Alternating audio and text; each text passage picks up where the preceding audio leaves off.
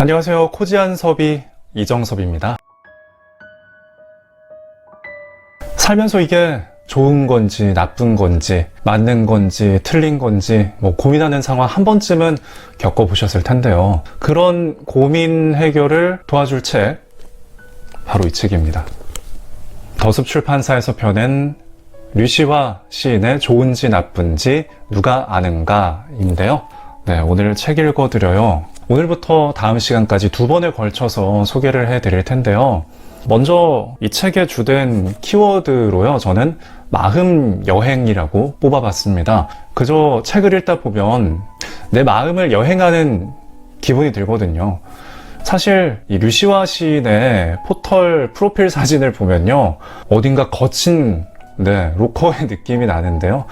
이렇게 거친 아우라가 나는 건 그만큼 스펙타클한 인생을 보냈기 때문인 것 같습니다. 어렵사리 방을 구한 신앙 공동체에서 마귀라는 소리를 들으면서 쫓겨나기도 하고요. 월세방 주인의 횡포로 화장실도 못 쓰는 경험담도 있고요. 그리고 심지어는 노숙생활도 했었다고 합니다. 이렇게 산전수전을 겪었기 때문에 세상과 인생을 보는 시각이 책에 잘 묻어나 있는 것 같아요. 단순히 에세이라기에는 어딘가 심오한 구석이 있고요. 명상과 관련된 이야기도 풀어놨고요. 흥미로운 신화나 우화, 그리고 작가가 직접 겪은 여행 일화들을 담고 있습니다. 근데 이런 이야기들을 되게 장황한 수식이나 미사여구를 많이 쓰지 않으면서도 간결한 문장으로 그려내고 있어요. 어딘가 뚝뚝 끊긴다는 느낌도 받을 수는 있겠지만요. 그렇다고 해서 묘사의 생생함이 덜한다는 느낌은 저는 받지 못했던 것 같습니다. 오히려 깔끔한 문장 덕분에 몰입해서 술술 잘 읽혔던 것 같아요. 그리고 작가가 말하려는 이 핵심이 더 잘 와닿으면서도 한편으로는 울림도 받았습니다. 그래서 책 중간중간에 혹은 한 챕터를 다 읽고 나서 이 페이지를 넘기다가요, 손이 멈추고 생각에 잠기기도 했어요. 이제 본격적으로 책 읽어드려요. 첫 시간에 읽어드릴 부분은요, 비를 맞는 바보, 그리고 인생 만트라라는 두 챕터인데요. 먼저 비를 맞는 바보는 앞서 제가 잠깐 언급했던 신앙 공동체에서 작가가 쫓겨나던 일화, 그리고 폭우랑 홍수를 만나면서 들었던 깨달음에 대한 이야기를 담고 있고요. 인생 만트라에서는 산스크리트어 단어인 만트라에 대한 뜻풀이와 함께 이 마음속에서 하는 말의 중요성을 언급하고 있습니다. 그럼 비를 맞는 바보부터 함께 읽어볼까요? 비를 맞는 바보. 대학 졸업반 때 일이다. 싼 월세방이 있다는 친구의 말만 믿고 경기도 외곽에 있는 어느 종교단체의 공동 거주지에 세를 들었다. 원룸 형태의 낡은 연립주택이었지만 방에 햇빛이 들고 문을 닫으면 완전히 독립된 공간이었다. 나무들 사이에 오솔길이 강으로 이어져 있어서 문학을 하는 나에게는 신이 준 선물이나 다름없었다. 학교도 가지 않고 밤에는 시를 쓰고 낮에는 주변을 산책했다. 행복은 그리 오래 가지 않았다. 장발을 한 낯선 자가 여름인데도 검은색 바바리 코트를 입고 자신들의 신성한 터전을 광인처럼 중얼거리며 어슬렁거리자 사람들이 의심스러운 눈초리를 보내기 시작했고, 마침내 이른 아침 여러 명이 예고도 없이 내 방으로 들이닥쳤다. 그들은 부정탄다는 듯 신발도 벗지 않고 들어와서 나더러 당장 그곳을 떠나라고 요구했다. 나는 집주인에게 세를 냈기 때문에 몇 달은 살 권리가 있다고 예의 바르게 설명했다. 그리고 이곳이 무척 마음에 들어 가능하면 오래 살고 싶다고도 간청하며 나 자신이 시인이라고 밝혔다. 그런데 그것이 문제를 더 키웠다. 흥분한 그들은 시인을 신으로 잘못 알아듣고 극기하는 나에게 마귀야 마귀, 썩 물러가라 하고 고함치기 시작했다. 한 여성은 손가락으로 허공을 가리키며 하느님이 무섭지도 않느냐고 윽박질렀다. 난해한 자작시 몇 편밖에 가진 것 없는 문학 청년에게 마귀라는 말이 비수처럼 꽂혔다. 결국 몇 푼 안 되지만 나에게는 거금인 남은 월세도 돌려받지 못한 채 떠나야만 했다. 내가 정문을 나설 때까지 그들은 팔짱을 끼고 서서 매의 눈으로 감시했다. 애초부터 잘못은 신앙 공동체 안에 겁없이 뛰어든 이방인에게 있었지만 세상으로부터 추방당한 기분이었다. 그러나 씨는 나를 완전히 버리지 않으셨다. 마땅히 갈 곳이 없어 시골길을 걷다가 연극부 후배와 마주쳤다. 그의 집이 그 동네에 있었다. 군인 담요와 책뭉치를 들고 배회하는 나를 보자 그는 약간 경계태세를 취했다. 주변 풍경과 어울리지 않는 모습 때문이었을 것이다. 그러나 자초지종을 들은 후배는 자기 집으로 데려가더니 내가 지쳐 보였는지 설탕 탄물 한 그릇을 먹이고는 새들꽃을 물으러 다녔다. 그리하여 강변의 밭 한가운데 서 있는 무허가 창고에 싸게 새들수가 있었다. 동네와 적당히 떨어져 있어서 사람들에게 또다시 배척당할 일도 없고 근처에 설탕물 타주는 후배까지 있으니 든든했다. 전기가 없어 밤에 촛불을 켜고 지내야 하는 것 외에는 큰 불편이 없었다. 밤에는 촛불의 심지를 들여다보거나 글을 쓰고 한낮에는 랭보나 말라름의 시를 배우며 먼 곳까지 한가롭게 걸어다녔다. 이내 여름 장마가 닥쳤다. 먹구름이 창고 슬레이트 지붕 위에 드리워지고 천둥이 헛 으름장을 놓더니 저녁부터 비가 퍼붓기 시작했다. 사방에서 들리는 빗소리에 잠을 이룰 수가 없었다. 한밤중에 밖으로 나간 나는 기겁을 하고 놀랐다. 폭우에 급격히 불어난 강물이 금방이라도 밭과 창고를 삼킬 것처럼 저만치서 부풀어 오르고 있었다. 동트기 전이라 어두운데도 물빛은 무서울 만큼 희게 빛났다. 모든 것이 불안하기만 한 시기였다. 졸업을 얼마 앞두고 있었지만 살아갈 날들이 살아온 날들보다 더 힘들게 느껴져 어느 방향으로 나아가야 할지 앞이 내다보이지 않았다. 그 불안감을 가중시키며 저 앞에서 강물이 너울거리고 있었다. 그때 더 이상 밀려날 곳도 없는 두려움 속에서 나를 구원한 것은 다름 아닌 나 자신이었다. 낡은 창고 앞에 서서 위협하듯 불어오르는 강물을 보며 나는 문득 생각했다. 나는 시인이 아닌가 하고. 그렇게 생각하는 순간 그 모든 상황이 시를 쓰고 문학을 하기 위해서는 당연히 경험해야 하는 일들로 여겨지고 삶의 의지가 다시 솟았다. 그렇다. 빗소리를 들으며 촛불 아래 글을 쓰는 것은 시인에게 가장 어울리는 일이었다.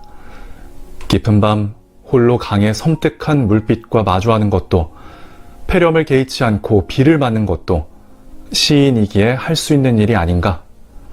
작가는 비를 맞는 바보라고 나탈리 골드버그는 뼛속까지 내려가서 써라 해서 말했다. 폭우가 쏟아져 사람들이 우산을 펴거나 신문으로 머리를 가리고 서둘러 뛰어갈 때 작가는 아무렇지도 않게 비를 맞는 바보라는 것이다. 자신의 안전을 생각하거나 시간에 맞춰 어딘가에 도착하기보다 무늬를 그리며 웅덩이에 떨어지는 빗방울들을 응시하는 것. 그것이 작가가 자신의 빛나는 순간을 붙잡는 방법이라는 것이다. 불어나는 강물 앞에 나는 혼자 서 있었고 세상은 넘실거렸다. 하지만 나는 더 이상 달아나지 않기로 했다.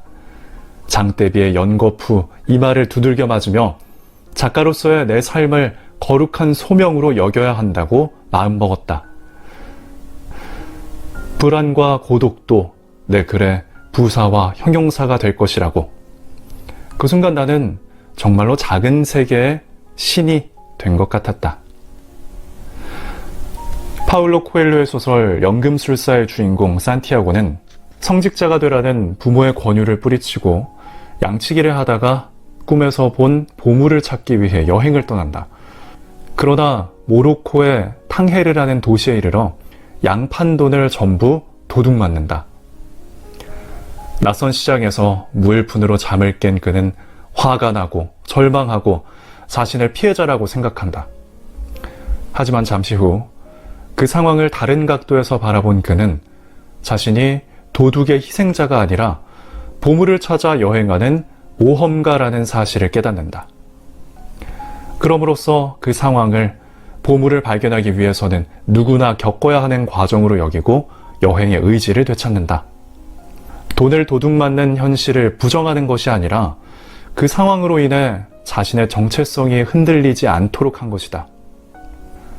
삶은 때로 도둑보다 더한 것을 우리에게 선사한다. 그때는 자신이 낯선 별에 불시착한 갈 곳 없는 영혼처럼 느껴진다. 산티아고는 어디든 갈 수 있는 바람을 부러워한다. 그리고 문득 깨닫는다. 모험을 떠나지 못하게 자신을 가로막는 것은 아무것도 없다는 사실을. 자신의 소명을 사랑하면 필시 세상도 사랑하게 된다. 그 밤에 비를 맞으면서 나는 온 영혼을 다해 소리내어 시를 외웠다. 그리고 나 자신이 오갈 데 없는 처지라거나 공동체에서 쫓겨난 마귀가 아니라 시인이라고 생각하자. 얼굴을 때리는 빗방울이, 빗줄기에 춤추는 옥수수 잎이, 촌농이 떨어지는 창턱까지도 축복처럼 여겨졌다. 그런 시적인 순간은 아무에게나 주어지는 것이 아니라는 것도. 삶이 내게 말하려 했던 것이 그것이었다. 이 깨달음은 그날 이후에도 나를 붙들어 주었다. 언제 어디서나 나 자신이 시인임을 기억할 때 모든 예기치 않은 상황들을 마음을 열고 받아들일 수 있었다. 그때 삶이라는 이 사건이 글을 쓰기 위한 선물로 바뀌었다. 그리고 그것이 내게는 인생 본연의 아름다움과 경이로움을 잃지 않는 길이었다. 인생 만트라. 전에 알던 한 여성은 음식을 먹기 전에 맛있어져라 맛있어져라 하고 주문을 외웠다. 맛을 변화시키는 특별한 양념을 뿌리듯 잠옷 진지해서 보는 사람을 미소 짓게 만들었다. 집에서 음식을 만들 때도 그 주문을 웬다고 했다. 그렇게 한다고 맛없는 음식이 정말로 맛있어지겠어? 하고 묻자 그럼요, 이건 강력한 만트라예요 하고 말했다. 어느새 나까지 전염이 돼 고구마를 삶으면서도 호박 고구마가 되라, 호박 고구마가 되라 하고 주문을 외게 됐다. 그러면 평범한 고구마가 황금색 고구마로 변신하는 기분이 든다. 물론 자기 최면이다. 하지만 맛은 본래 음식 자체에 있는 것이 아니라 우리의 뇌 속에 있다고 하지 않는가. 예를 들어 꿀 자체에는 원래 단맛이 없는데 우리의 뇌가 그것을 달게 느끼도록 진화했다는 것이다. 일종의 생존 전략이다. 따라서 자기 최면은 맛의 결정적 요소다. 뉴질랜드로 이민 가는 바람에 지금은 만날 수 없게 됐지만 그녀가 그곳 북섬 어딘가에서 낯선 요리를 앞에 놓고 이앗 맛있어져라 하고 마법의 주문을 거는 모습이 어렵지 않게 그려진다. 그 주문이 오라처럼 반짝이며 그녀와 음식을 감미롭게 감싸는 것도. 산스크리트어에서 만트라의 만은 마음을 의미하고 트라는 도구이다. 문자 그대로 번역하면 마음 도구다. 특정한 음절이나 단어, 문장을 반복하면 강력한 파동이 생겨 마음이 초능력에 가까운 힘을 갖게 된다는 것이 만트라의 원리다. 10년 전 나의 폴란드인 친구 레나타에게 한꺼번에 많은 변화가 밀려왔다. 동료 교수들의 시샘과 적대감을 못 이겨 재직하던 대학을 떠나야만 했으며 선천적인 심장병이 악화돼 정밀검사를 받아야 했다. 그리고 더 늦기 전에 헝클어진 인생을 바로잡기 위해 중요한 결정을 내리지 않으면 안 됐다. 그때마다 그녀는 마음속으로 말했다. 뱅제 도브제.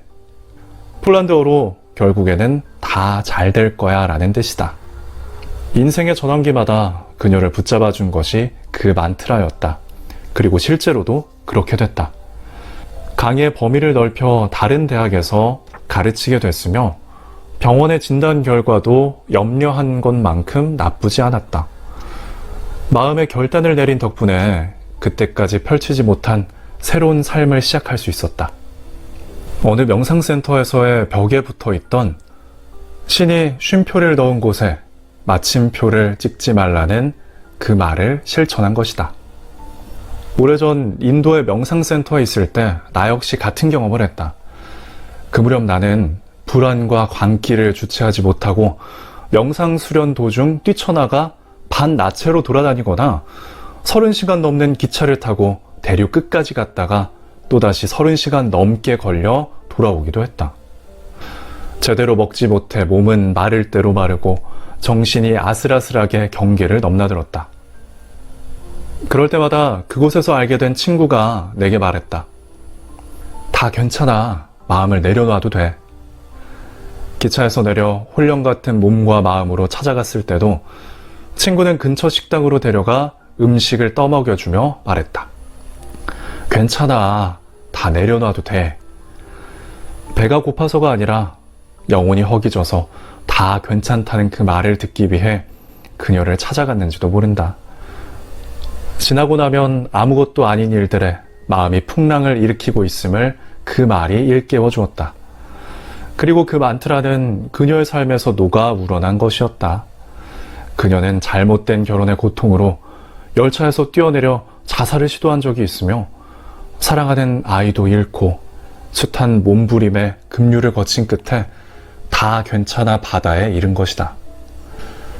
지금도 그 명상센터를 떠올리면 전 세계에서 온 수많은 구도자들 가운데 평온하게 빛나는 그녀의 얼굴이 보인다.